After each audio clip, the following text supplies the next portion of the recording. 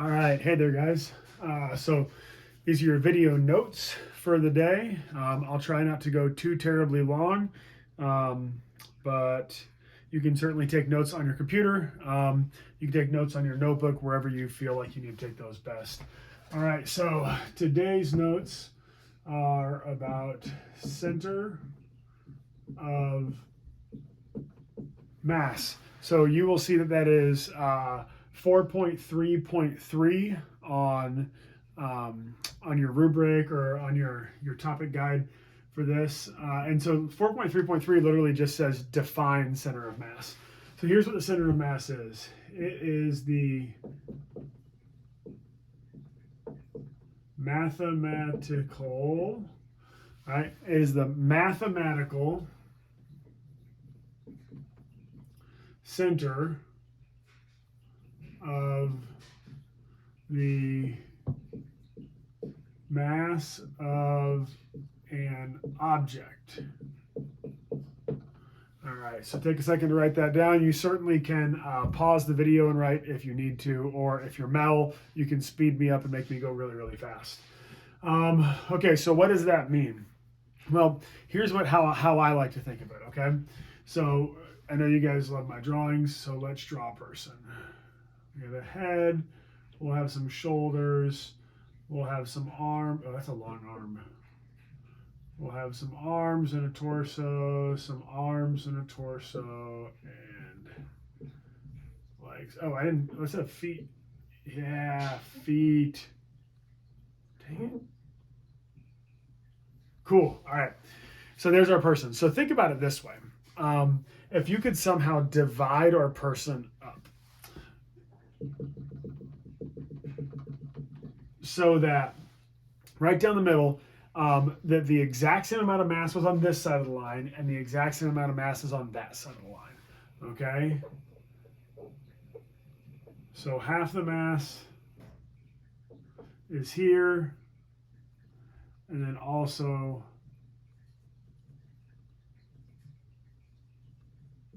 half the mass is here. Okay? So first off, we want to split it in half, half and half. Now we want to think about a second line. So if I could find, and I don't know exactly where it would be. It would depend on who it is, right? So if it's somebody that like does a whole bunch of biceps and shoulders and stuff, maybe they have more mass up high. If it's like that one kid on the football team that wears the short shorts and has the huge thighs, maybe he has lots of mass down low. So it depends on where, on the build of the person. But generally, we have a line somewhere about through here where we could also say that half the mass is above and also half the mass is below. And so we could think about, like, if this person weighed 100 kilograms, then we would want to find the place where there's 50 kilograms on this side and also 50 kilograms on that side of the line, and then also 50 kilograms above and 50 kilograms below. And like I said, for somebody who has a huge shoulder, or huge shoulders and chest, but never does leg day at the gym, maybe this line is up a little bit higher. For somebody that's got a big old lower half, maybe this line is a little bit lower. So it depends on the athlete. But in general, wherever those lines cross, that is our center of mass. So that's our definition of center of mass. And that's all you need for 4.3.3. Now, we also, is that right? 433? Yeah. So get all that written down, pause if you need. I'm going to erase. By the way, we are in my kids' playroom, what theoretically should be the dining room of our house, but we don't eat in our dining room, so we've got a little playroom where they have, there it is, where they've got a whiteboard, using that tonight. So we also have to think about center of mass in sports, okay? So we'll do center of mass in sports. So what we have to consider is that changing your body position is going to change your center of mass. So for instance, a classic example here is the high jump. And if any of you guys have ever seen the high jump, the runners run at the bar and then they jump and they take off and they bend backwards. I can't do it here because I'm not that good of an athlete, okay? But they bend backwards. So if I could draw a stick figure, they actually lean back and they kind of have their hands up like that. Actually, wait. Yeah, so we'll do like they have their head back like that, and then they actually arch their back. And then they have their legs like that. So a high jumper leans way back like that. Well, if I think about for this high jumper, if I were to draw a line splitting their mass in half that way, and then a line splitting their mass in half that way, what we notice is that the center of mass can actually exist outside of the body. So it's a theoretical mathematical point. It's not an actual point in your body, and it changes depending on how your body is positioned. So we think about what people do in sports sometimes to compensate for that center of mass. So we could think about, I know that that some of you guys are friends with Aissatou, and Aissatou is she's a martial artist, right? So a martial artist might stand on one leg. Here, we'll give them we'll give Aissatou a little knee bend, okay? So Aissatou might stand on one leg and then kick the other leg out in front of her. Well, if she is, let's give her some karate hands like that, right? If she is standing straight up like that, putting this leg straight out shifts her center of mass out this way. Now, that's actually probably, that's too dramatic. It's not actually way out there. Here, we'll fix that. It's probably, instead of straight down the middle, it's probably just out in front a little bit. Kicking that leg out in front then shifts that center of mass somewhere here, right?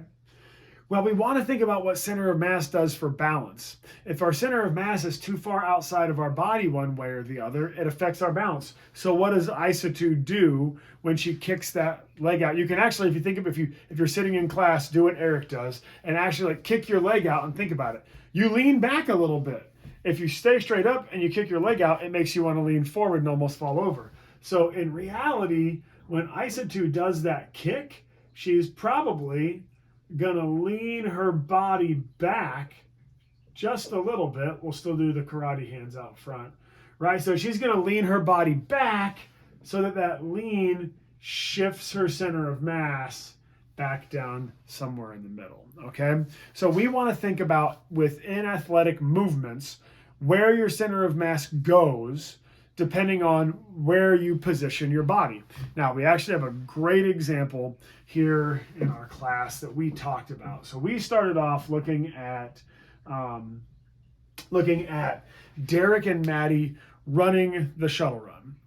And we know that when Derek starts off, he's kind of in this position where he's got wide legs, and he was kind of bent over. Oh, yeah, he's like ready to run like that. And he started running this way. And when he got over to the side, he leaned like that to try and stop and change direction. Well, when he leaned to try and stop, we'll draw some turf. When he leaned to try and stop and change direction, what happened to his center of mass? Well, we can think about if we split his mass down the middle here, and we do something like that, his center of mass now was outside of the base of his feet, and that put him way off balance. As humans, we have a hard time keeping our balance when our center of mass is not over the top of our feet. In his starting position, it was directly over his feet, or over the center, and his feet were nice and wide. He's nice and balanced, okay? So we have to understand that when we put ourselves in these positions where our center of mass is outside of our base, our feet, then it puts us off balance. And we have to do some things to try and correct that balance, okay? So what you're gonna do today, let me make sure I've got everything. Oh my gosh.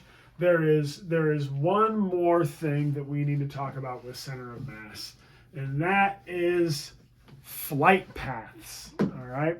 So flight paths.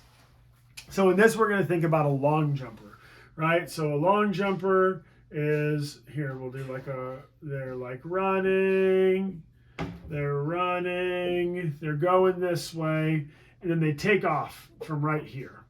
And they fly through the air like that. Well, physics can actually predict where they land based on this projectile motion, right? So there's the force of gravity predicts, and their velocity going into the run predicts the path that runner is going to take.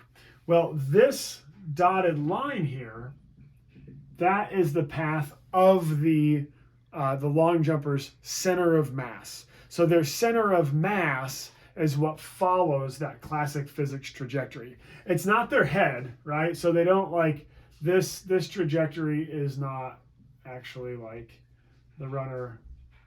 Oh, what am I going to do here? It's like flying. What does it look like when they're flying through the air?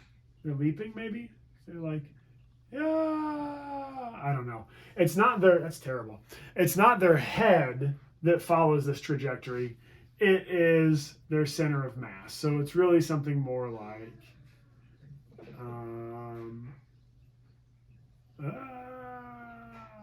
how did I do that? Yeah, something more like that, right? So their center of mass will follow the trajectory as they fly through the air. Okay, so that's the last way that center of mass impacts athletics. So get these notes taken, fill in your notes on OneNote. I keep pointing there because I have my computer over there. See, look, I like have my computer. And I haven't made them yet, but I've got a couple of questions on Canvas for you to answer, just to kind of hold you accountable, make sure that you take care of it. And have a great, let's see, you're going to watch this video on Friday. So have a great weekend. If you have any questions, send me an email. I will have access to my email in Alaska, and I will see you guys back in class on Tuesday. Bye-bye.